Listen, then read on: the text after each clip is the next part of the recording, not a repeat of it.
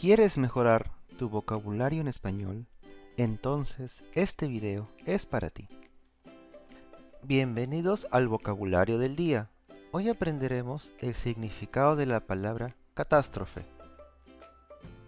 Una catástrofe es un sustantivo que significa algo muy malo, que ocurre de repente y que perjudica demasiado a las personas. Ejemplos. Esta catástrofe mundial está perjudicando a los países más pobres. La catástrofe de Chernóbil ocasionó muchas pérdidas monetarias.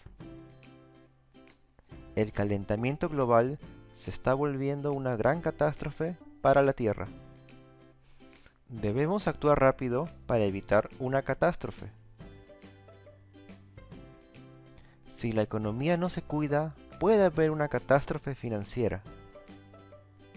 Espero que podamos estar preparados para una catástrofe.